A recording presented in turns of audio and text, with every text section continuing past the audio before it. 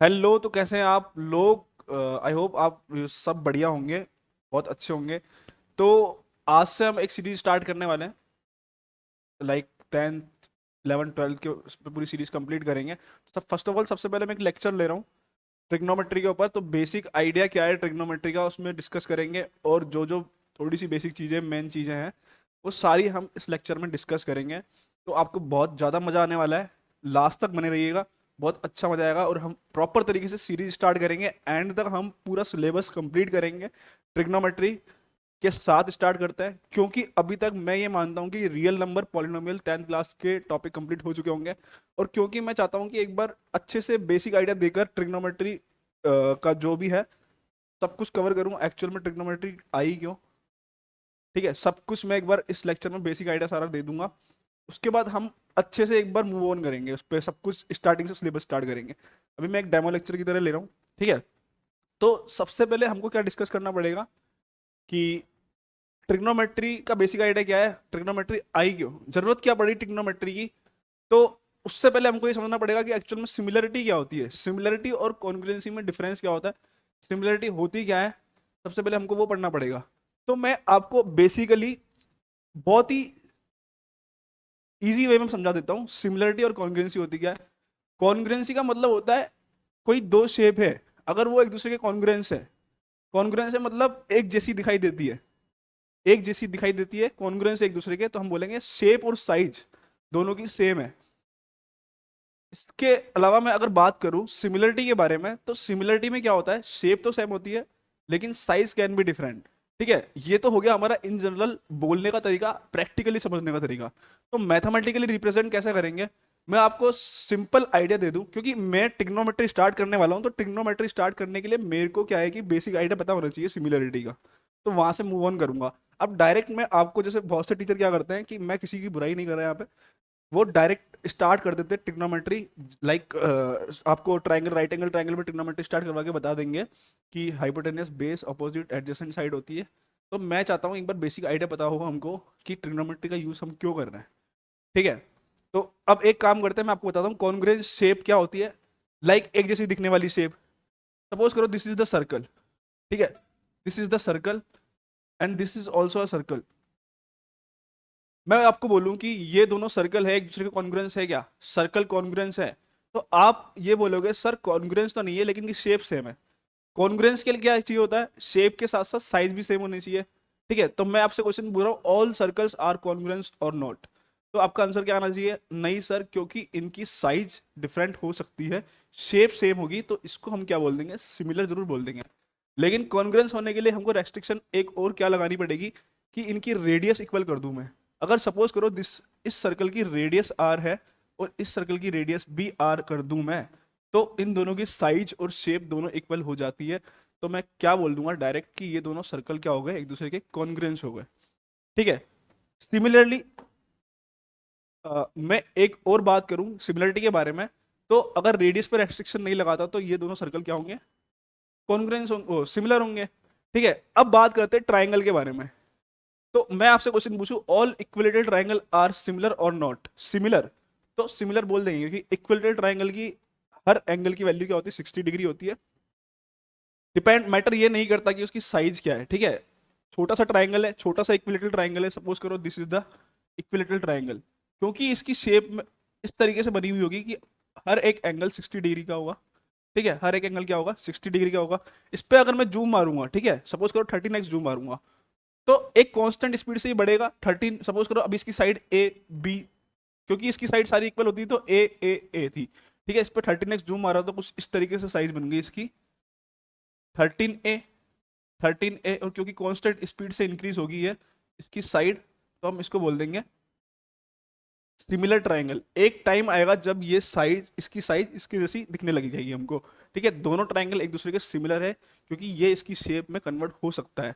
अब एक चीज बताओ, अब एक चीज बताओ, क्योंकि ट्रिग्नोमेट्री हम जब स्टार्ट कर रहे हैं तो हमको बेसिक आइडिया क्लियर होना चाहिए कि सिमिलर ट्राइंगल, अब देखो इक्वल कॉन्ग्रुएंस ट्राइंगल होगा तो हम डायरेक्ट बोल देंगे कि सब कुछ एक जैसा दिखाई देता है, उसमें सब कुछ एक जैसा दिखाई देता है इन द सेंस कि दो ट्राइंगल अगर कॉन्ग्रुएंस है, दो ट्राइंगल अगर कॉन्ग्रुएंस है, क्या बोला मैंने, दो ट्राइंगल अगर कॉन्ग्रुएंस है तो उनकी हर एक साइड इक्वल होगी, हर एक साइड इक्वल होगी, हर एक साइड क्या होगी, इक्वल होगी, मतलब कोरस्पॉन्डिंग साइड सबकी क्या होगी, इक्वल हो जाएगी, क्योंकि एक जैसी शेप दिखाई दे रही है, एक जैसी साइज भी है, ठीक है। लेकिन अगर बात करूं मैं, इसमें क्या होगा, एंगल भी इक्वल हो जाएगा, एंगल तो ऑब्वियस सी बात है होगा, क्योंकि सिमिलरिटी से अगर एंगल चेंज हो गया तो इसकी शेप चेंज हो जाएगी, समझना, एंगल डिफरेंट हो गया तो इसकी शेप भी डिफरेंट हो जाएगी, ठीक है। लेकिन इसमें क्या होगी, साइड की लेंथ भी इक्वल होगी।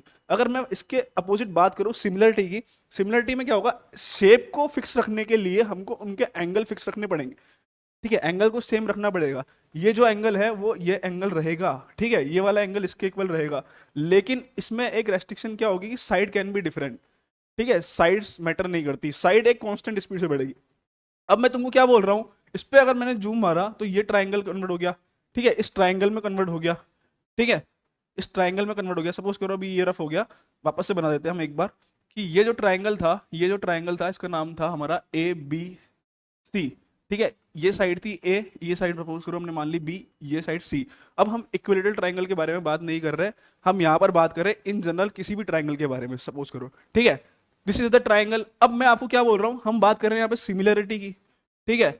मैंने जब इसको एक कांस्टेंट स्पीड से बढ़ाया, जूम मारा, तो ये ट्राइंगल किस में कन्वर्ट हो गया, ट्राइंगल पी क्यू आर में कन्वर्ट हो गया, ठीक है। और क्योंकि अगर मैं जूम मारूंगा तो सारी साइड्स एक इक्वल कांस्टेंट स्पीड से बढ़ेगी, ठीक है, एक कांस्टेंट फॉर्म में बढ़ेगी। तो पहले जब ये ए थी तो ये 13a हो जाएगी, ठीक है, सपोज करो मैं 13x जूम मारा है, ठीक है। एक काम करो, इसको k मान लो, ठीक है, क्या मान लो इसको, k मान लो, के स्पीड से बढ़ी, के ए हो गई। और एक चीज बताओ, जब मैं इस पे जूम मारूंगा ये तो है नहीं कि ये के स्पीड से बढ़ेगी, ये किसी और स्पीड से बढ़ेगी, ये किसी और स्पीड से बढ़ेगी, ऐसा नहीं होता, ठीक है। अगर ये के स्पीड से बढ़ती है तो ये भी क्या होगी, के भी हो जाएगा, ठीक है। और ये क्या हो जाएगा, के सी हो जाएगा, ठीक है, क्योंकि ये ट्राइंगल सिमिलर है। मैंने क्या बोला, क्योंकि ये ट्राइंगल सिमिलर है। तो एक काम करता हूं, मैं इन साइड का रेशो फाइंड करके देखता हूं। तो इन साइड का बीसी अपॉन क्यू आर अगर मैं फाइंड करने की जाऊं, क्योंकि ये ट्राइंगल कैसा सिमिलर है, ट्राइंगल क्या है, triangle A B C similar है ट्राइंगल पी क्यू आर के, ठीक है। तो इनकी कोरस्पॉन्डिंग साइड के रेशो फाइंड करने की कोशिश करता हूं। देखो, अब तक अगर हम ट्रिग्नोमेट्री स्टार्ट कर रहे हैं तो आपका सिमिलर ट्राइंगल वाला चैप्टर कंप्लीट हो जाना चाहिए था, किसके अकॉर्डिंग, एनसीईआरटी के अकॉर्डिंग। लेकिन हम पहले से पढ़ रहे हैं तो मैं इसके लिए बेसिक आइडिया आपको दे रहा हूँ, ठीक है। कोरस्पॉन्डिंग साइड्स के रेशो फाइंड करने की कोशिश करते हैं। तो बीसी, यहां से हम BC upon Q R find करने की कोशिश करें तो क्या बन जाएगा, ए अपॉन के ए, ठीक है, क्या बन जाएगा, के ए अपॉन के ए से ए कैंसिल आउट होके क्या आ जाएगा, 1 अपॉन के। तो इसका मतलब बीसी अपॉन क्यू आर की वैल्यू क्या आ गई, 1 अपॉन के, ठीक है। वापस से मैं किसी दूसरी साइड के रेशो को निकालने की कोशिश करता हूँ। तो ए सी अपॉन कॉरेस्पॉन्डिंग साइड लेनी है हमेशा हमको, ठीक है, ए सी अपॉन पी आर की वैल्यू फाइंड करता हूँ, पी आर। तो ए सी अपॉन पी आर क्या है यहाँ पे, ए सी अपॉन पी आर है सी बाय के सी, ठीक है, सी से सी कैंसिल आउट करके मैंने क्या कर दिया, 1 बाई के। मैंने स्टार्टिंग में क्या बोला था कि एक कांस्टेंट फॉर्म में बढ़ती है, ठीक है, सारी साइड्स। अगर जूम मारूंगा तो सब पूरा का पूरा ट्राइंगल इंक्रीज होगा। सेम अगर मैं बात करूं थर्ड वाली साइड के बारे में, थर्ड वाली साइड क्या बची हमारी, ए बी और पी क्यू। तो A B upon P Q की वैल्यू क्या है, बी अपॉन के बी, ठीक है, बी से बी कैंसिल आउट हो गया तो क्या आया, 1 बाय के। तो आप यहाँ पे क्लियरली देख पा रहे हैं कि सारी साइड्स के रेशो की वैल्यू क्या आ रही है, 1 बाय के आ रही है, कि सारी साइड्स के रेशो की वैल्यू क्या आ रही है, 1 बाय के आ रही है। तो मैं यहां से डायरेक्टली बोल दूंगा, क्या बोल रहा हूं मैं यहां से डायरेक्ट बोल दूंगा कि अगर अगर ट्राइंगल सिमिलर है, क्या बोल रहा हूं मैं, अगर ट्राइंगल सिमिलर है तो उनकी साइड्स के रेशो इक्वल हो जाएंगे, ठीक है। पहले क्या बात कर रहा था मैं कॉन्ग्रुएंसी में, अगर ट्राइंगल कॉन्ग्रुएंस है तो उनकी साइड्स भी इक्वल हो जाएगी और उनके एंगल्स भी इक्वल हो जाएंगे। लेकिन सिमिलर ट्राइंगल में क्या होता है कि शेप कैन बी डिफरेंट, ठीक है। Special case of similar triangle क्या हो सकता है, कॉन्ग्रुएंस ट्राइंगल हो सकता है जिसमें हम साइड भी इक्वल कर रहे हैं। लेकिन इन जनरली देखा जाए तो सिमिलर ट्राइंगल में साइड्स के रेशो इक्वल हो जाते हैं, ठीक है, क्या हो जाते हैं, साइड्स के रेशो इक्वल हो जाते हैं। तो ट्रिग्नोमेट्री स्टार्ट करने के लिए ये बेसिक इंफॉर्मेशन आई थिंक मेरे हिसाब से इनफ है। अब मैं इसको ध्यान रखना, ठीक है, इस रिलेशन को ध्यान रखना। अब let's move on the basic idea of trigonometry, कि ट्रिग्नोमेट्री का यूज हमने क्यों किया, ठीक है। तो स्टार्ट करते हैं ट्रिग्नोमेट्री आई क्यों। तो एक चीज बताओ, मैं अगर आपको बोलूं फ्लोर पे डिस्टेंस फाइंड करनी है, मेरे को किसी दो पॉइंट के बीच में फ्लोर पे डिस्टेंस फाइंड करनी है, तो आपके पास बहुत सारे मेथड है, आप इजीली फाइंड कर सकते हो। क्योंकि आप फ्लोर पे चल भी सकते हो तो आप कुछ ना कुछ आइडिया लगा के फ्लोर पे डिस्टेंस फाइंड कर दोगे। लेकिन इन जनरली अगर मैं आपको बोलूं कि एक पॉइंट से लेकर हाइट पर डिस्टेंस फाइंड करके बताओ, तो आपको बहुत ज़्यादा एफर्ट लगाने पड़ सकते हैं। ठीक है, और पहले ये चीज़ें नहीं होती थी, लाइक हेलीकॉप्टर कुछ भी, तो आप इतना इजीली फाइंड नहीं कर सकते थे। ठीक है, अब बहुत सारी चीज़ें ऐसी आ गई है। तो मैंने मैथमेटिशियन ने क्या लॉजिक दिया कि आपको चढ़ना भी नहीं पड़ेगा, ना ही उड़ना पड़ेगा, क्योंकि हम उड़ नहीं सकते, ना ही मेरे को बिल्डिंग की पर जाना पड़ेगा। ठीक है, और मैं नीचे बैठे फ्लोर पे बैठ के ही हाइट को फाइंड कर सकता हूँ। तो ये बहुत ही बड़ा आइडिया था, बहुत ही अच्छा आइडिया था, जिसको हम ट्रिग्नोमेट्री में यूज करते हैं। ठीक है, सपोज करो मैं यहाँ पर खड़ा हूँ, ठीक है, इस पॉइंट पर खड़ा हूँ, मेरे को एक हाइट पर डिस्टेंस फाइंड करना है। ठीक है, ये पॉइंट है जिस पर मेरे को डिस्टेंस फाइंड करना है। ठीक है, अगर इस पॉइंट से मेरे को डिस्टेंस फाइंड करना है नीचे फ्लोर का, तो ये जो हाइट होगी यही इनडायरेक्टली मेरे को फाइंड करनी है। क्या बोल रहा हूँ मैं, मेरे को क्या फाइंड करना है, मेरे को ये हाइट ही फाइंड करनी है इनडायरेक्टली। ठीक है, यही हाइट फाइंड करनी है मेरे को। एक काम करता हूँ, एक सेकंड को, मेरे को क्या फाइंड करना है, मेरे को इस पॉइंट से लेकर ये नीचे हाइट फाइंड करनी है। ठीक है, यही हाइट फाइंड करनी है। ठीक है ना। अब मैं क्या करता हूँ, एक काम करता हूँ, क्योंकि इस पॉइंट पे मैं खड़ा हूं और मुझे ये हाइट फाइंड करनी है, इसका नाम दे देता हूं मैं एच। ये हाइट फाइंड करनी है मेरे को, इसका नाम मैंने क्या दे दिया, एच। अब मैं क्या करता हूं, इस पॉइंट से कुछ कदम चल के जाता हूं अपनी इच्छा से। क्या बोल रहा हूं मैं, इस पॉइंट से मैं कुछ कदम अपनी इच्छा से चलकर जाता हूं, और क्योंकि ये जो पॉइंट था उसको मैं इस तरीके से देख रहा हूं बिल्कुल मेरे ऊपर। ठीक है, तो मैं इसको क्या बोलूंगा, ये जो एंगल बन रहा होगा वो क्या बन रहा होगा, 90 डिग्री बन रहा होगा, ये परपेंडिकुलर होगा। ठीक है, अब मैं मेरी अकॉर्डिंग कुछ कदम चलकर गया, इस जो डिस्टेंस को मैंने कवर किया, क्योंकि वो नॉन क्वांटिटी है, मैंने अपनी इच्छा से चली थी। मैंने क्या बोला था आपको स्टार्टिंग में कि फ्लोर पर मैं डिस्टेंस इजीली फाइंड कर सकता हूं, मेरे पास बहुत सारी चीजें हैं, मैं चल सकता हूं, इजीली चल सकता हूं, तो मैं डिस्टेंस फाइंड कर सकता हूं। तो इसको मैंने नाम दे दिया एक्स। डिस्टेंस मैंने कवर किया मेरी इच्छा के अकॉर्डिंग, चाहे तो मैं 2 कदम चलता, 3 कदम चलता, 4 कदम चलता। ठीक है, मैं अपनी इच्छा से चला एक्स कदम, तो एक्स डिस्टेंस मैंने इसको बोल दिया। ठीक है, अब मैं इस पॉइंट पर आ चुका हूं। इस पॉइंट को अगर मैं यहां पे खड़ा हो गया, सपोज करो पहले मैं यहां खड़ा था, ठीक है, इस पॉइंट को मैं ऐसे देख रहा था, मुझे हाइट फाइंड करनी थी उस पॉइंट से लेकर जमीन तक की। ठीक है, अब मैं कुछ कदम चलकर गया, अब उसी पॉइंट को मैं किस तरीके से देखूंगा, इस तरीके से देखूंगा। ठीक है, तो ये जो पॉइंट होगा उसको मैं किस तरीके से देखूंगा, इस तरीके से देखूंगा, कुछ इस तरीके से देखूंगा। तो ऐसी कुछ शेप बनेगी, आपको थोड़ी सी फील हो रही है ये किसकी शेप बन रही है, एक राइट एंगल ट्राइंगल की फॉर्म बन रही है। ठीक है, क्या बन रही है, राइट एंगल ट्राइंगल की फॉर्म बन रही है, जिसको मैं नाम दे देता हूँ ए बी सी। बहुत ही बढ़िया और बहुत ही लॉजिकल आइडिया है, बहुत आराम से इजीली समझेंगे, तो थोड़ा सा अच्छे से अंडरस्टैंडिंग रखना, ठीक है, कॉन्सेप्ट की। अब क्या करेंगे हम यहाँ से, देखो मैं डायरेक्ट ट्रिग्नोमेट्रिक रेशियो लिखवा सकता था। मैं आपको ये बताना चाहता हूँ कि ट्रिग्नोमेट्रिक रेशियो आपने पढ़ रखा होगा, sine theta equal to perpendicular upon base, perpendicular upon hypotenuse, सब ये सब होता है। तो ये क्यों होता है, हम रेशियो की फॉर्म में कैसे लेके आ रहे हैं, तो रेशियो की फॉर्म में लाने का एक लॉजिकल आइडिया तो होगा कि ट्रिग्नोमेट्रिक रेशियो को हम रेशियो की फॉर्म में कैसे लेके आ गए। ठीक है, साइड्स के रेशियो की फॉर्म में कैसे लेके आ गए, तो उसका आइडिया मैं दे रहा हूँ आपको कैसे आती है। ठीक है, अब मैं आपसे एक चीज बोल रहा हूँ कि एक काम करो, ये राइट एंगल ट्राइंगल तो बन गया, मैं एक रॉड लेने की कोशिश करता हूँ, अपनी इच्छा के अकॉर्डिंग रॉड लेने की कोशिश करता हूँ। अब मैंने एक रॉड ली जिसकी लेंथ है एल, सपोज करो दिस इज द रॉड। ठीक है, दिस इज द रॉड जिसकी लेंथ है एल।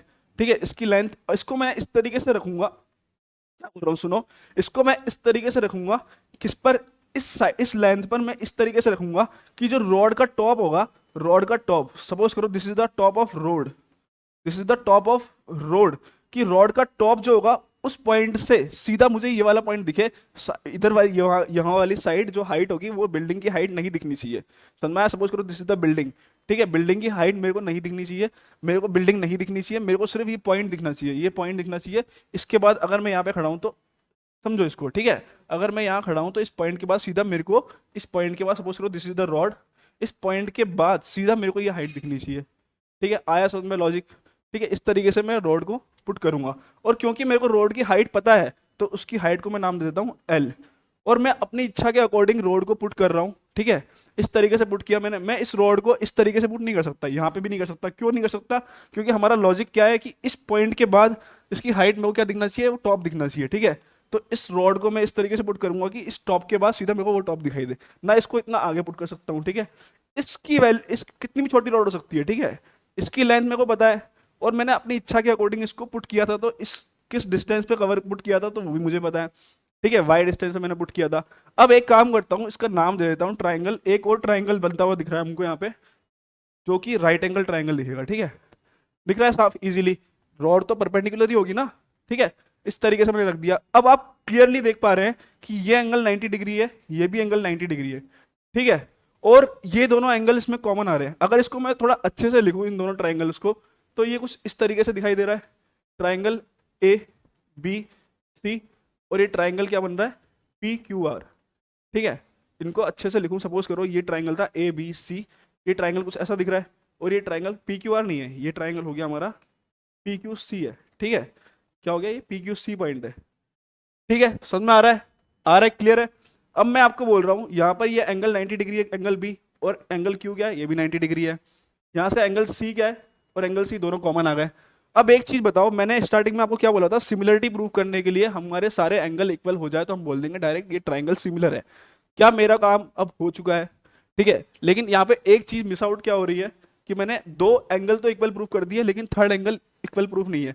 जिन बच्चों के थोड़े थोड़े स्मार्ट हैं वो समझ चुके होंगे कि तीसरा एंगल भी सर इक्वल प्रूफ हो चुका है इनडायरेक्टली, क्योंकि ट्राइंगल का सम, ट्राइंगल के एंगल्स का सम क्या होता है, 180 डिग्री, ठीक है। सपोज करो this is the 90 degree angle, क्योंकि परपेंडिकुलर है, दिस इज 30 डिग्री, तो थर्ड वाला एंगल क्या हो जाएगा, 60 डिग्री। सेम फॉर दिस 90, क्योंकि ये दोनों इक्वल है, क्योंकि ये दोनों इक्वल है तो ये इसको 30 होना पड़ेगा, और ये 90 ये 30 है तो इसको क्या होना पड़ेगा, 60 डिग्री। तो ऑटोमेटिकली थर्ड वाला एंगल भी इक्वल हो गया। क्या हुआ, ऑटोमेटिकली थर्ड वाला एंगल भी इक्वल प्रूफ कर दिया मैंने। और जैसे ही मैंने तीनों एंगल इक्वल प्रूफ किए तो मैंने ये बोल दिया कि सर इनकी शेप सेम हो गई। समझ में आया, क्या बोला मैंने कि इनकी शेप सेम हो चुकी है। और जैसे ही मैं बोलूंगा इनकी शेप सेम है तो एक आइडिया मेरे दिमाग में आ जाना चाहिए, क्या कि दोनों ट्राइंगल क्या हो चुके हैं, सिमिलर हो चुके हैं सर, ठीक है। ट्राइंगल जब मैंने सिमिलर प्रूफ कर दी है तो एक और चीज माइंड में क्या आएगी कि इनके साइड्स के रेशो इक्वल हो जाएंगे। तो मैं इसको क्या लिख सकता हूं, साइड्स के रेशो की फॉर्म में BC अपॉन, क्योंकि ट्राइंगल मेरे कौन से इक्वल है, सिमिलर है, ट्राइंगल मेरे सिमिलर है, ट्राइंगल मेरे सिमिलर है। तो मैंने क्या बोला था आपको कि अगर दो ट्राइंगल मैंने सिमिलर प्रूव कर दिए तो उनकी साइड्स के रेशो इक्वल हो जाएंगे, ठीक है। तो अगर मैं साइड्स के रेशो की बात करूं तो ट्राइंगल कौन से सिमिलर किया मैंने प्रूफ, ट्राइंगल ABC। देखो कोरेस्पोंडिंग एंगल को कोरेस्पोंडिंग एंगल की फॉर्म में लिखेंगे, कंफ्यूज मत होना। ऐसे मत लिख देना गलती से ट्राइंगल ABC को CQB, नहीं, क्यों नहीं लिखना ऐसे, क्योंकि मैंने एंगल A को एंगल P के इक्वल प्रूफ किया है, ध्यान रखना। क्या बोल रहा हूं मैंने एंगल A को एंगल P के इक्वल प्रूफ किया है, तो मैं बिल्कुल अच्छे से लिखूंगा सिमिलरिटी साइन का यूज करके, ट्राइंगल ABC सिमिलर है ट्राइंगल PQC के, ठीक है। ट्राइंगल PQC के कॉरेस्पॉन्डिंग पॉइंट को, कॉरेस्पॉन्डिंग वर्टाइसिस को कॉरेस्पॉन्डिंग वर्टाइसिस के साथ ही लिखूंगा, ठीक है। कंफ्यूज बिल्कुल भी नहीं होऊंगा, क्योंकि मुझे अच्छे से पढ़ना है, अच्छे से लॉजिक समझना है, और मेरे को 100 मार्क्स लाने हैं बोर्ड में, ठीक है। अच्छे से लिखूंगा, क्योंकि ट्राइंगल ABC सिमिलर हो चुका है ट्राइंगल PQC के साथ, तो इनकी कॉरेस्पॉन्डिंग जो साइड्स होंगी उनके रेशो इक्वल हो जाएंगे। तो मैं यहां से क्या बोल सकता हूं, AB upon PQ equal to क्या हो जाएगा, BC upon QC equal to AC upon QC, sorry PC हो जाएगा यहाँ से, ठीक है। क्या हो जाएगा, PC, ठीक है। तो मैं डायरेक्ट बोल दूंगा सिमिलर ट्राइंगल प्रूफ करके कि ये रिजल्ट सर हमने प्रूफ कर दिया। क्या बोला मैंने, ये रिजल्ट सर हमने प्रूफ कर दिया, क्योंकि ट्राइंगल दोनों सिमिलर हैं, दोनों की शेप सर एक जैसी है। इसको अगर मैं जूम मारूंगा तो एक कांस्टेंट टाइम पर, सॉरी एक कांस्टेंट जूम मारने पर ये बड़ा वाला ट्राइंगल बन जाएगा, इसमें कन्वर्ट हो जाएगा, क्योंकि ये दोनों राइट एंगल ट्राइंगल तो है, लेकिन इनके साइड्स के रेशियो भी इक्वल है और इनके एंगल्स भी इक्वल है, ठीक है। तो समझ में आया। अब मैं आपको क्या बोल रहा हूं, क्योंकि मेरे पास अभी यहां पर AB और BC गिवन है, तो AB और BC वाले रिजल्ट को मैं यूज करूंगा, AC और PC वाले को अभी छोड़ देता हूं, इस रिजल्ट को अभी मैं छोड़ देता हूं। और जैसे ही मैं इसको यूज करने जा रहा हूं तो मैं इसको कुछ इस तरीके से लिख सकता हूं, इस तरीके से लिख सकता हूं, AB upon PQ equal to BC upon QC होगा, ठीक है। क्या बोला मैंने, AB upon BC equal to PC upon AB upon PQ equal to BC upon QC होगा। और यहां पर साफ क्लियरली दिखाई दे रहा है कि AB की वैल्यू क्या है, H, ठीक है, और PQ की वैल्यू क्या है, PQ की वैल्यू है हमारी यहाँ पे L इक्वल टू BC क्या है, X अपॉन Y, ठीक है। अब मैंने आपको स्टार्टिंग में क्या बोला था, देखो अभी तो यहाँ मैंने एक्स वाई और एल एच की फॉर्म में लिखा हुआ है, लेकिन यहाँ पे एक्स वाई और एल क्या है, नॉन क्वांटिटी है, क्योंकि इस पॉइंट से मैं कुछ कदम चल के गया था जो मुझे पता है, अपने अकॉर्डिंग चला था ना मैं, ठीक है, तो मुझे डिस्टेंस पता है। सेम मैंने एक रॉड उठा के यहाँ पे रखी थी इस पॉइंट पर, वाई डिस्टेंस पे मैं जहाँ खड़ा था वहां से वाई डिस्टेंस पे मैंने एक रॉड रखी थी, उसकी डिस्टेंस भी मुझे पता थी कितना दूर रखी है, और क्योंकि रोड की हाइट भी पता है, तो ये तीनों जो क्वांटिटी है मेरी नॉन क्वांटिटी है, इनकी कुछ वैल्यू हो सकती है 2, 3, 4, 8, 9, 10 कुछ भी हो सकती है। तो इसको अगर मैं फर्दर सिंप्लीफाई करूं तो क्या बनेगा, h equal to H equal to H equal to L X upon Y बनेगा। ये जो इक्वेशन बनी, तो क्या आप सीधे साफ साफ देख पा रहे हैं कि इस इक्वेशन का यूज करके मैंने, इस सिमिलरिटी का कॉन्सेप्ट का यूज करके मैंने हाइट इजीली निकाल दी, ठीक है, हाइट की वैल्यू मैंने निकाल दी। अगर सपोज करो मैं यहाँ पे x कदम की जगह 3 कदम चलता, और यहाँ पे y इस पॉइंट से लेकर 1 कदम दूर मैं अपनी रॉड को खड़ा करता और 2 सेंटीमीटर हाइट पर की रॉड लेता, ठीक है, तो मैं डायरेक्ट वैल्यू पुट करके हाइट निकाल सकता हूँ इसकी, ठीक है, क्योंकि मेरे पास नॉन क्वांटिटी है। तो मैंने इजी मेथड में इजीली विदाउट किसी का यूज करके, विदाउट हाइट बिल्डिंग पर चढ़े, विदाउट उड़े मतलब ऊपर जाए बिना, मैंने क्या कर दिया, हाइट निकाल दी, ठीक है। अब मैं आपको क्या बोल रहा हूं, मैंने जब हाइट फाइंड कर दी तो क्या यहां पे मेरा कॉन्सेप्ट खत्म हो गया। मैं अब ट्रिग्नोमेट्री का सर यहाँ पर कहाँ यूज हुआ, यहाँ पे तो आप सिल्वर ट्रायंगल का यूज करके आपने एक हाइट, बिल्डिंग की हाइट फाइंड कर दी। अब इन साइड्स के रेशो को जब मैं एंगल के ऊपर डिपेंड करवा दूंगा, ठीक है, साइड्स के रेशो को जब मैं एंगल के ऊपर डिपेंड करवा दूंगा, तो मैं यहां से इजीली बोल दूंगा कि मैंने अपना काम कर दिया, my job will be done, मैं ट्रिग्नोमेट्री की ओर चल चुका हूं, ठीक है। कि मैं अगर समझो मेरी बात, सपोज करो this is the angle theta, ठीक है, डिपेंड कैसे करवाऊंगा देखो, अगर मैं इस एंगल को अगर मैं चेंज करता हूं, तो क्या मेरी यहां इस पॉइंट से लेकर इस पॉइंट तक की डिस्टेंस चेंज होगी, नहीं होगी, ना ही रॉड रॉड उसके अकॉर्डिंग लूंगा, ठीक है, ये चेंज नहीं होगी, लेकिन इस साइड के रेशो चेंज हो जाएंगे। सपोज करो दिस इज द पॉइंट, कुछ इस तरीके से बनेगा, ये कुछ इस तरीके से बनेगा ट्रायंगल, तो साइड्स के रेशो चेंज होगा। तो क्लियरली हम प्रैक्टिकली क्या देख पा रहे हैं कि साइड्स के रेशो एंगल पे डिपेंड कर रहे हैं, और एंगल साइड्स के रेशो पे डिपेंड कर रहा है, ठीक है, क्लियरली दिखाई दे रहा है, ठीक है। क्या बोला मैंने, साइड्स के रेशो एंगल पे डिपेंड कर रहे हैं, क्योंकि मैं साइड अगर एंगल को चेंज करता हूं, यहां से एंगल को इंक्लाइन करता हूं या डिक्लाइन करता हूं, ठीक है, इंक्लाइन करता हूं या डिक्लाइन करता हूं, तो क्या हो रहा है, यहां से साइड्स के रेशो चेंज हो जाएंगे, हाइट चेंज हो जाएगी, इसको थोड़ा सा ऊपर करूंगा तो हाइट चेंज हो जाएगी, ठीक है, हाइट चेंज होगी तो ये रॉड मेरे को थोड़ी और लंबी लेनी पड़ जाएगी, ठीक है, डिस्टेंस वही रहेगा, तो साइड्स के रेशो चेंज हो जाएंगे, ठीक है। इसका मतलब कहीं ना कहीं साइड्स के रेशो एंगल पे डिपेंड कर रहा है, और एंगल क्या कर रहा है, साइड्स पे डिपेंड कर रहा है।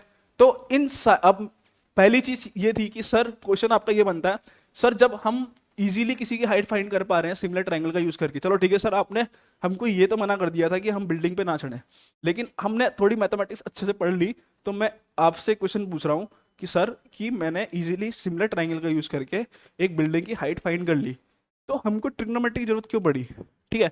आपका फर्स्ट क्वेश्चन ये बनता है, तो आप किसी से पूछना, नेक्स्ट क्लास में इसको डिस्कस करेंगे हम, ठीक है। और क्योंकि मैंने आपको एक लॉजिक बता दिया कि साइड्स के रेशियो एंगल पे डिपेंड कर रहे हैं, और एंगल साइड्स के रेशियो पे डिपेंड कर रहा है, तो मैं ट्रिग्नोमेट्री में चीजें आसान करने के लिए एक काम करता हूं, साइड्स के रेशियो को एंगल की फॉर्म में कन्वर्ट करता हूं। क्या बोला मैंने, साइड्स के रेशियो को एंगल की फॉर्म में कन्वर्ट करता हूं, ठीक है, साइड्स के रेशियो को एंगल की फॉर्म में दिखा रहा हूं। तो उस फॉर्म को दिखाने के लिए मैथमेटिशियन ने कुछ ट्रिग्नोमेट्रिक रेशियो फाइंड किए, ठीक है, ट्रिग्नोमेट्रिक रेशियो फाइंड किए। उन ट्रिग्नोमेट्रिक रेशियो को बोलते हैं हम, सपोज करो this is the triangle, this is the triangle where the name of triangle is A B C, ठीक है, this is the triangle A B C. यहां पर अगर मैं किसी एंगल को फिक्स कर दूं, सबसे पहले मैं बात करूंगा इस थीटा को, सपोज करो सी एंगल को मैंने थीटा नाम से रिप्रेजेंट कर दिया, ठीक है, पहले एंगल फिक्स करना पड़ेगा।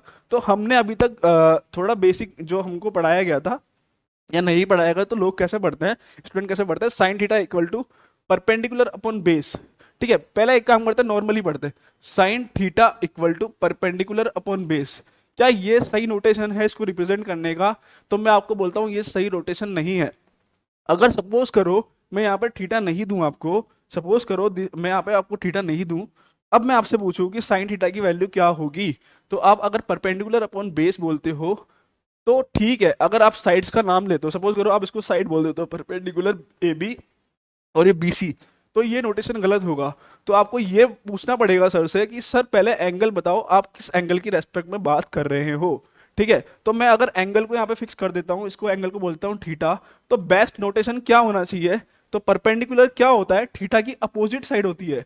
परपेंडिकुलर क्या होता है? थीटा की अपोजिट साइड होती है। वापस से बोल रहा हूँ, परपेंडिकुलर क्या होता है? थीटा की अपोजिट साइड होती है। ठीक है, तो मैं साइन थीटा को क्या बोल सकता हूँ? साइन थीटा को मैं ऑपोजिट ऑपोजिट अपॉन हाइपोटेन्यूस से रिप्रेजेंट कर सकता हूँ। ठीक है, क्या बोल रहा हूँ मैं? पी बाई बी नहीं होगा यहाँ पे, यहाँ पर क्या होगा? पी बाई एच होगा। थोड़ा हमको ध्यान देने की जरूरत है यहाँ पे। क्या होगा? पी बाई एच, पी से perpendicular, H hypotenuse.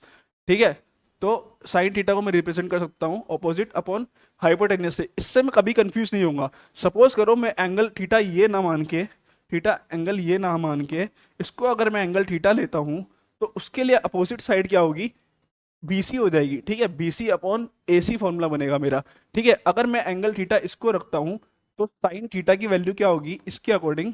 If sign, चलो ठीक है थीटा मत मानो, अगर मैं साइन ए फाइंड करना चाहता हूं, इसको मैं ए बोल देता हूं। ठीक है, एंगल को ए बोल देता हूं। साइन ए की वैल्यू क्या होगी? इसका अपोजिट क्या है? बीसी, और हाइपोटेन्यूस क्या है? एसी। तो अगर इस एंगल के बारे में बात करूं, तो साइन थीटा की वैल्यू क्या होगी? Opposite upon hypotenuse. क्या बोल रहा हूं मैं?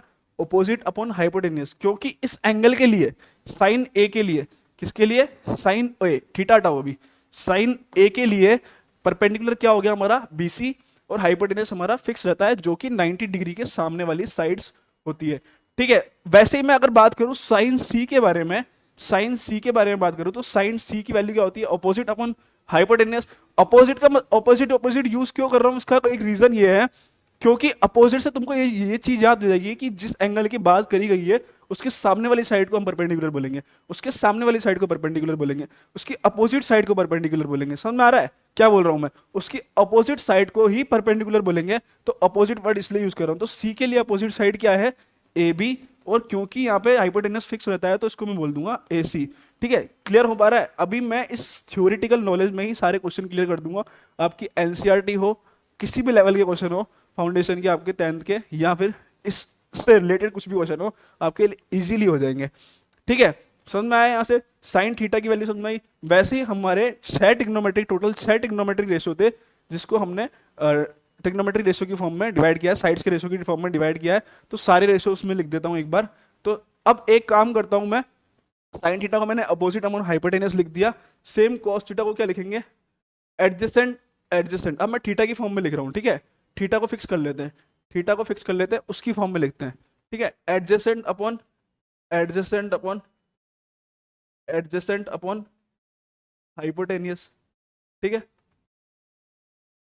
ठीक है, सेम cos थीटा हो गया ये। तो tan थीटा क्या हो जाएगा? tan थीटा की वैल्यू होती है, देखो इन साइड्स के रेशियो को मैंने एक एंगल ट्रिग्नोमेट्रिक रेशियो की फॉर्म में कन्वर्ट कर दिया है। अब मैंने साइड्स के रेशियो को ट्रिग्नोमेट्रिक ट्रिग्नोमेट्रिक रेशियो की फॉर्म में कन्वर्ट कर दिया है। तो ये स्किप हो गया, एक सेकेंड, हाँ स्किप हो गया ये, कोई बात नहीं। वापस से ट्राइंगल बना देता हूँ मैं एक बार। ये this is the triangle A B C, this is the triangle A B C. ठीक है, ये 90 डिग्री एंगल है हमारा। ठीक है, तो मैं साइन थीटा की वैल्यू निकाल रहा हूँ। साइन थीटा क्या होगा? Opposite, opposite upon hypotenuse, hypotenuse.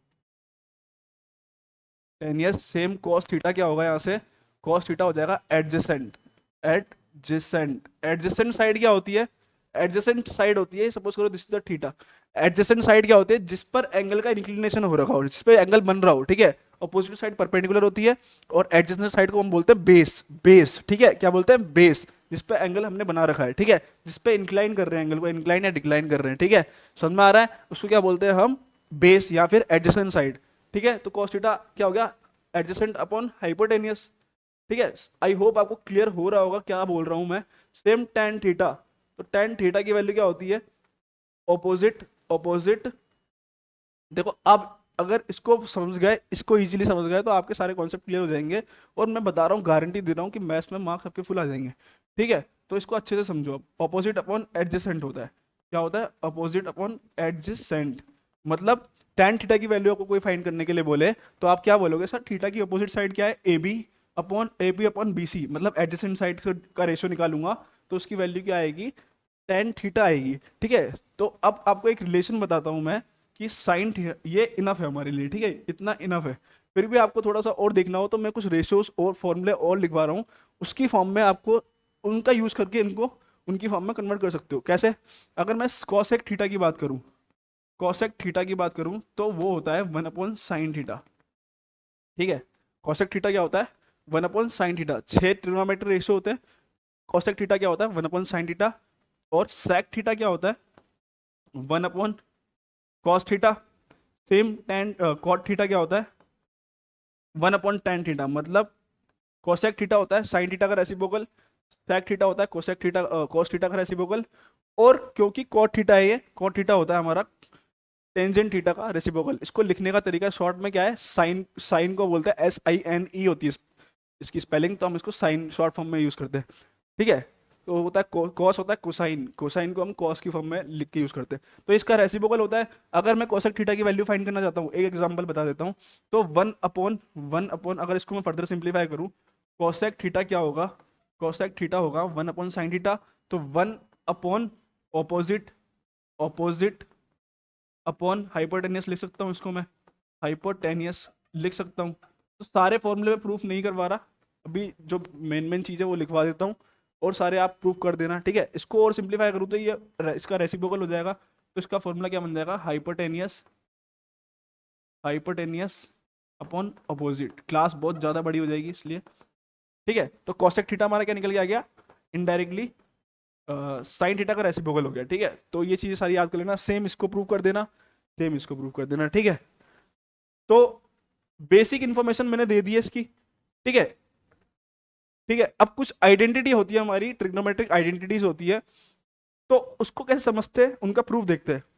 अब मैं आपको दो आइडेंटिटी प्रूफ करवा देता हूँ, दो क्या है वो ट्राई करते हैं हम कितनी हो जाती है, मेरे पास टाइम टाइम के अकॉर्डिंग चलेंगे, फिर कुछ होमवर्क दूंगा वो भी ट्राई करना हम, ठीक है।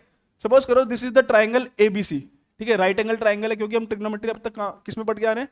राइट एंगल ट्राइंगल में पढ़ के आ रहे हैं, ठीक है। एक काम करते हैं, एक बार रुको, एक काम करते हैं हम, शेप, ये राइट एंगल ट्राइंगल लेते हैं हम, ये हमारा राइट एंगल ट्राइंगल हो गया, ठीक है, ये हो गया हमारा right angle triangle, right angle at B, ठीक है, इसका नाम है ट्राइंगल ABC, ठीक है।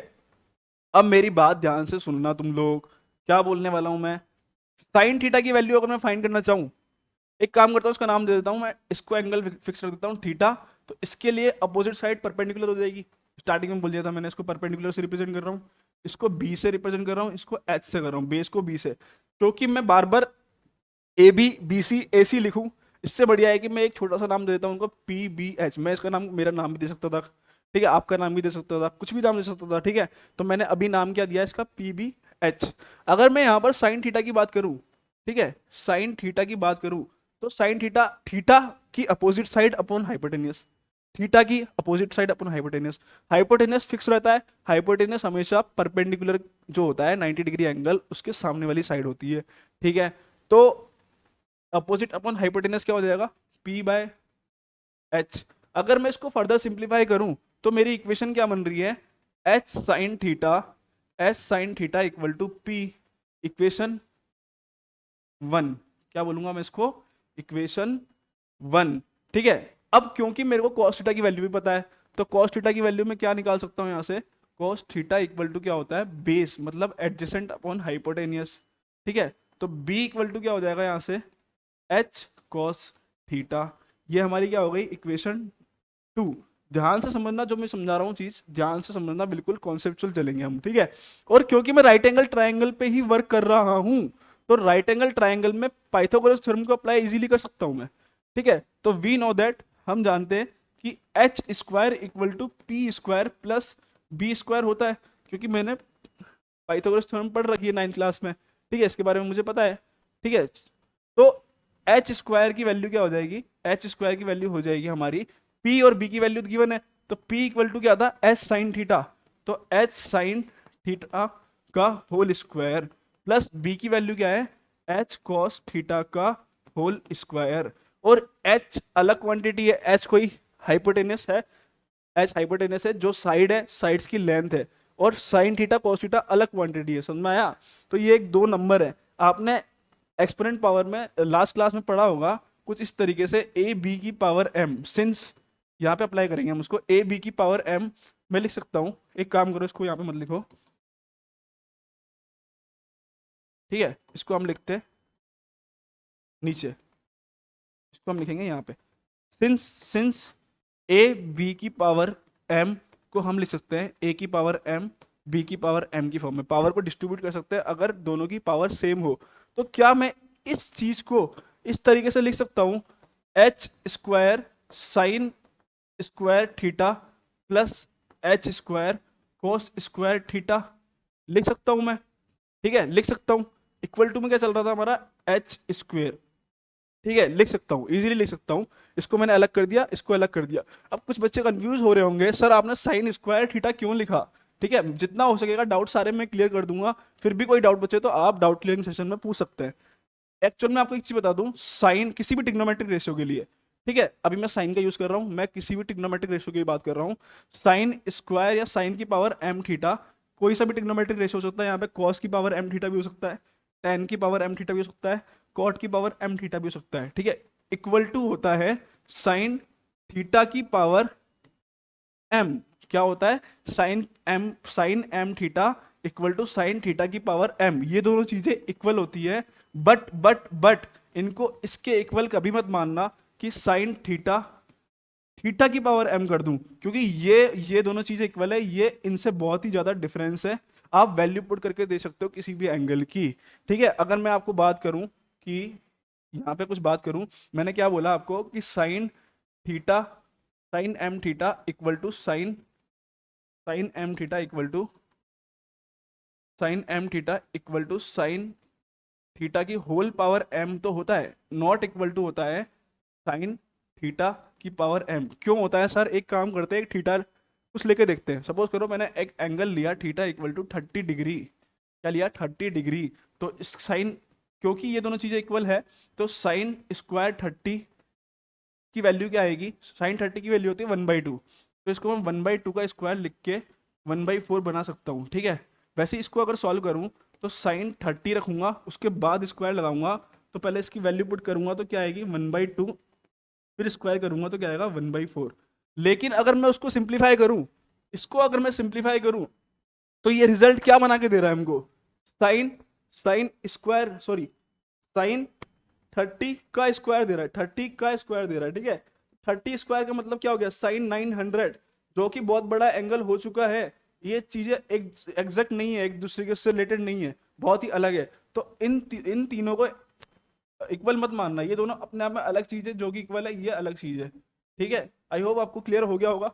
अब मैं क्या कर रहा था, यहां से मैंने अगर एच स्क्वायर कॉमन ले लिया, यहाँ से एच स्क्वायर कॉमन आ रहा है दोनों साइड से, तो एच स्क्वायर जब मैं कॉमन लेता हूँ तो ब्रैकेट में क्या बचता है, साइन स्क्वायर थीटा, ठीक है, यहाँ पे एच स्क्वायर कॉमन लिया तो साइन स्क्वायर थीटा बच गया, प्लस कॉस स्क्वायर थीटा, तो यहाँ से एच स्क्वायर कैंसिल होके यहाँ पर 1 बन गया, और यहाँ क्या बन गया, sign square theta plus cos square theta.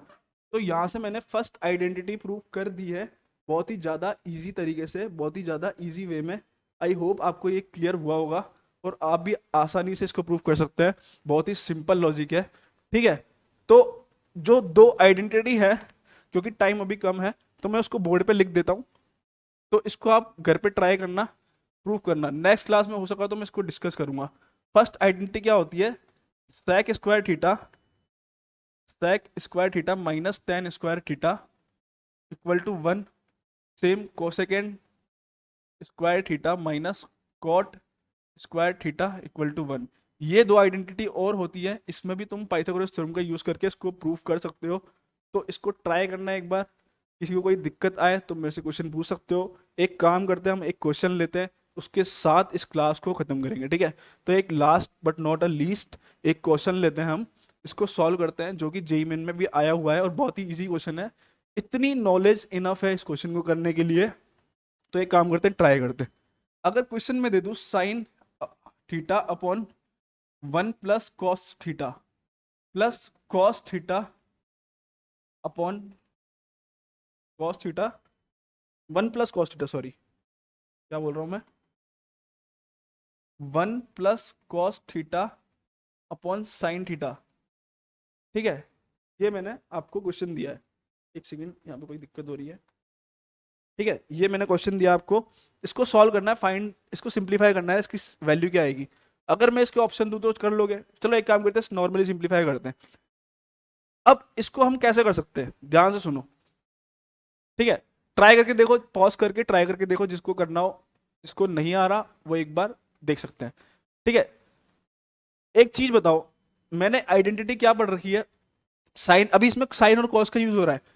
अब साइन और कॉस को मैं टेन कोड की फॉर्म में अब एक काम करना पड़ेगा हमको, रिजल्ट देखने पड़ेंगे या ऑप्शन देखना पड़ेगा या फिर सिंप्लीफाई करना पड़ेगा। मैं आपको एक और चीज बता रहा हूँ, ट्रिग्नोमेट्रिक ऐसा सब्जेक्ट है, उसमें तुमको अगर फॉर्मूले याद है और कॉन्सेप्ट तुम्हारे क्लियर हैं तो तुम फॉर्मूलों का यूज करते चलो। अगर LHS equal to RHS prove करने वाले क्वेश्चन आ रहे हैं तो तुम आंसर को देख के फॉर्मूले लगाना स्टार्ट कर दो, तुम्हारा रिजल्ट अपने आप आ जाएगा, आंसर आ जाएगा। आंसर अगर नहीं दिया हुआ, प्रूव करने वाले क्वेश्चन नहीं है, तो भी तुम क्या करो, फॉर्मूला लगाओ और वैल्यू पुट कर दो। ठीक है, तुम्हारा आंसर इजीली आ जाएगा, कॉन्सेप्ट तुम्हारे क्लियर है और तुम्हारे फॉर्मूले तुमको याद है, कॉन्सेप्ट क्लियर है। ठीक है, अब मैं क्या करता हूँ, मेरे को पता है कि इसको सिंप्लीफाई करना है साइन थीटा कॉस थीटा की फॉर्म में, क्योंकि मैंने प्रैक्टिस कर रखी है। तो एक बार एलसीएम लेने की ट्राई कर रहा हूँ। क्यों ले रहा हूँ एलसीएम, अगर मैं इन दोनों का एलसीएम लेता हूँ तो ये साइन स्क्वायर थीटा है, ये साइन स्क्वायर थीटा है और 1 प्लस कॉस थीटा है, ये एलसीएम आ जाएगा मेरा। क्या आ जाएगा एलसीएम, साइन थीटा और 1 प्लस कॉस थीटा मेरा क्या आ जाएगा, एलसीएम आ जाएगा। दोनों अपने आप में अलग चीज है। मैं आपको बोलूं 2/5 प्लस 5/7, इनका एलसीएम लो तो एलसीएम इनका क्या आएगा, 5 × 7। क्यों आता है ये एलसीएम, रीजन इसके पीछे ये है कि दोनों अपने आप में प्राइम को प्राइम, मतलब इनका एचसीएफ और इनका जीसीडी क्या है, 1 है। दोनों एक दूसरे के रिलेटिवली प्राइम नंबर है। ठीक है, इनमें कुछ भी कॉमन नहीं है। सेम अगर ट्रिग्नोमेट्रिक रेशियो की बात करूं, डिफरेंट ट्रिग्नोमेट्रिक रेशियो एक दूसरे के को प्राइम होते हैं, रिलेटिवली प्राइम होते हैं। ठीक है, तो इनका जब मैं एलसीएम लूंगा तो वो कुछ इस तरीके से निकलेगा, पहले ट्रिग्नोमेट्रिक रेशियो, दूसरा ट्रिग्नोमेट्रिक रेशियो। सपोज करो इसके डिनोमीटर में, इधर डिनोमीटर में साइन स्क्वायर थीटा होता, something upon sine square theta plus something upon sine theta होता। तो इनमें कॉमन चीज क्या आ रही है, साइन थीटा आ रहा है, तो इनका एलसीएम क्या आ जाएगा। एलसीएम क्या होता है, बड़ा वाला कॉमन चीज को हम क्या कर देते हैं, हटा देते हैं और बड़े वाले पार्ट को कॉमन ले लेते हैं, तो साइन स्क्वायर थीटा कॉमन आ जाता, एलसीएम आ जाता। तो हम डायरेक्ट टाइम के साथ साथ प्रैक्टिस के साथ साथ सारी चीजें क्लियर करेंगे। तो अभी आप नर्वस बिल्कुल ही मत होना, सर ये एलसीएम कैसे ले लिया, यही समझ में नहीं आया हमको। मुझे पता है फर्स्ट क्लास है तो आपको थोड़ी दिक्कत आएगी, फिर भी इसका एलसीएम क्या होगा, इसको अभी GCD 1 की तरह काउंट करो। ठीक है, इनका कौन के बीच में कॉमन कुछ भी नहीं है, तो मैंने एलसीएम क्या ले लिया, sine theta 1 plus cos theta. अब एक चीज बताओ, एलसीएम में हम क्या करते हैं, इसको इससे डिवाइड करते हैं, इसको इससे डिवाइड करते हैं, इसको इससे डिवाइड करते हैं। तो अगर मैं साइन थीटा और 1 प्लस कॉस थीटा को डिवाइड करूं 1 प्लस कॉस थीटा से, क्या बोला मैंने, क्योंकि मैं अभी 10th के लेवल के अकॉर्डिंग पढ़ा रहा हूं। ठीक है, sine theta 1 plus cos theta को 1 प्लस कॉस थीटा डिवाइड किया तो इससे ये कैंसिल आउट होकर क्या बच गया, साइन थीटा। और साइन थीटा जो भी हमारा बचता है, रिमाइंडर जो भी हमारा बचता है उसको हम ऊपर मल्टीप्लाई कर देते हैं। तो साइन थीटा को साइन थीटा से मल्टीप्लाई करूंगा तो साइन थीटा का स्क्वायर बन जाएगा। ठीक है, साइन थीटा का क्या बन जाएगा, स्क्वायर में कन्वर्ट हो जाएगा। प्लस सेम इसके साथ होगा, इसको अगर मैं इससे डिवाइड करूंगा तो साइन थीटा से साइन थीटा कैंसिल होके 1 प्लस कॉस थीटा बचेगा। और जैसे ही 1 प्लस कॉस थीटा बचा उस पर उसको मल्टीप्लाई किया तो 1 प्लस कॉस थीटा का होल स्क्वायर हो जाएगा। ये क्लियर है यहाँ तक, आई होप क्लियर होगा ये स्टेप। एक एक स्टेप हम बहुत इजी वे में बहुत अच्छे से समझेंगे। मैंने क्या किया, इन दोनों का एलसीएम लिया। मैंने आपको क्या बोला कि ट्रिग्नोमेट्रिक रेशियो आए तो उनको HCF 1 की तरह काउंट करना, उनको दोनों रिलेटिवली प्राइम होंगे। ठीक है, जब तक कि कुछ कॉमन दिया ना हो। अभी इसमें कॉमन कुछ भी नहीं था। ठीक है, कॉमन कुछ नहीं था, मेरी वर्डिंग थोड़ी गलत है कि हमेशा नहीं होंगे, इसमें कॉमन कुछ नहीं दिख रहा तो हमने दोनों को लिख दिया। ठीक है, क्योंकि ये प्राइम नंबर की तरह, प्राइम वेक्टर की तरह वर्क हो रहे हैं। अब क्या किया मैंने, एलसीएम जब लिया इसको इससे डिवाइड किया, जब 1 प्लस कॉस थीटा को इससे डिवाइड किया तो साइन थीटा बचा, साइन थीटा को ऊपर मल्टीप्लाई किया, साइन थीटा का स्क्वायर आ गया। प्लस साइन थीटा से sine theta cancel, 1 plus cos theta का स्क्वायर आ गया। ठीक है, अब अगर इसको फर्दर सिंप्लीफाई करूं तो साइन थीटा को मैं लिख सकता हूं साइन स्क्वायर थीटा, मैंने पढ़ रखा है sine square theta, since sine square theta equal to sine theta square.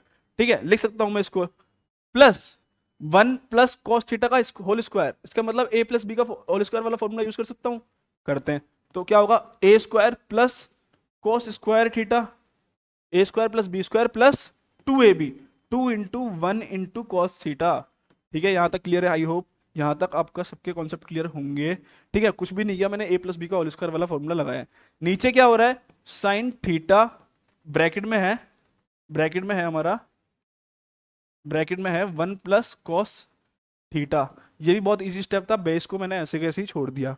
अगर मैं नेक्स्ट स्टेप प्रोसीड करूं तो यहां से अगर मैं इन दोनों को साथ में लूं तो sign square theta plus cos square theta की वैल्यू क्या होती है। ठीक है, एक काम करता हूं, मैं पहले लिखता हूं, sign square theta plus cos square theta एक साथ लिख देता हूं, प्लस 1 स्क्वायर मतलब 1, प्लस 2 × 1 2, 2 cos थीटा हो जाएगा वो, 2 × 1 × cos थीटा हो जाएगा 2 cos थीटा। इसकी वैल्यू क्या होती है, साइन थीटा पहले डिनोमिनेटर लिख दो ऐसे कैसी, 1 + cos थीटा। ठीक है, इसको अगर मैं मर्ज करूं तो मैंने अभी थोड़ी देर पहले एक आइडेंटिटी पढ़ी थी, क्या पढ़ी थी, sine square theta plus cos square theta equal to 1। ठीक है, तो ये पूरी की पूरी वैल्यू क्या हो जाएगी हमारी, 1 हो जाएगी। ठीक है, तो मैं इसको इस तरीके से लिख सकता हूं, 1 + 1 + 2 cos theta upon sine theta bracket में 1 + cos थीटा। ठीक है, यहां तक आई होप आपको समझ में आया होगा। अब मेरे को क्या करने की जरूरत है, मेरे को इन दोनों को ऐड करने की जरूरत है। तो अगर मैं इनको ऐड करूं तो 2 + 2 cos थीटा ऐसा कुछ दिखाई दे रहा है, और यहां पर क्या लिख सकता हूं मैं, साइन थीटा ब्रैकेट में 1 + cos थीटा। ठीक है, आई होप यहां तक क्लियर होगा। अब एक चीज आपको दिख रही है, यहां से क्या कॉमन आ रहा है, यहां से 2 यहाँ पर कॉमन आ रहा है। ठीक है, क्यों कॉमन ले रहा हूं, क्योंकि अगर मैं यहाँ से 2 कॉमन लेता हूं तो मुझे इस तरीके का कोई एक्सप्रेशन दिख जाता है जिससे मैं कैंसिल आउट करके फर्दर सिंप्लीफाई कर सकता हूं। तो यहाँ से अगर मैंने 2 कॉमन लिया तो यहाँ क्या बच गया, 1 प्लस यहाँ क्या बचा, कॉस थीटा, और डिनोमिनेटर में क्या बचा। अब ये जो प्रैक्टिस है, ये जो कर रहा हूं मैं कैलकुलेशन, ये प्रैक्टिस के साथ साथ आपकी क्लियर हो जाएगी, मैं गारंटी दे रहा हूँ। मेन चीज आपको क्या करनी है कि फॉर्मूले लर्न करने हैं, कॉन्सेप्ट समझना है, करना क्या होता है। ठीक है, ये प्रैक्टिस जितनी करोगे सारे कॉन्सेप्ट क्लियर हो जाएंगे। ठीक है, सब कुछ हो जाएगा। अब ये दोनों चीजें सेम है। ठीक है, इनको मैं अगर कैंसिल आउट करता हूँ तो मेरे को क्या एक्सप्रेशन मिला, 2/sin थीटा। तो यहाँ से जब मैंने प्रोसीड किया तो 1 इसको मैं 2 × 1/sin थीटा लिख सकता हूँ। तो 1/sin थीटा क्या होता है, कोसेक थीटा का रेसिप्रोकल क्या होता है, साइन थीटा, कोसेक थीटा का रेसिप्रोकल साइन थीटा, या साइन थीटा का रेसिप्रोकल कोसेक थीटा। तो 2 cosec थीटा मेरा फाइनल आंसर हो जाएगा। ठीक है, आई होप यहाँ तक आपको समझ में आया होगा। बहुत इजी वे में एक्सप्लेनेशन दिया है, बहुत इजी मैंने एक्सप्लेन किया है, और ऐसे ही हम क्वेश्चन करते रहेंगे। फिर से हम जब लेक्चर ले आएंगे, ये हम मेरा फर्स्ट डेमो लेक्चर था, लाइक मैं दिखा रहा था थोड़ा सा कि बस कैसे हम क्या क्या करेंगे, और पूरा सिलेबस कवर करेंगे, बहुत अच्छे से करेंगे, डेप्थ में जाएंगे, प्रैक्टिस और प्रॉब्लम बहुत सारी करेंगे। साथ में बने रहिएगा, आपको बहुत ज़्यादा मजा आने वाला है। यूट्यूब पे पूरा फ्री ऑफ कॉस्ट पूरे लेक्चर हम कवर करेंगे, पूरी 10th 11th 12th जितना भी हो सकेगा हम सब कुछ कवर करेंगे with JEE problem also. Thank you, ध्यान रखना अपना, अच्छे से रहना, अच्छा खाना अच्छा पीना।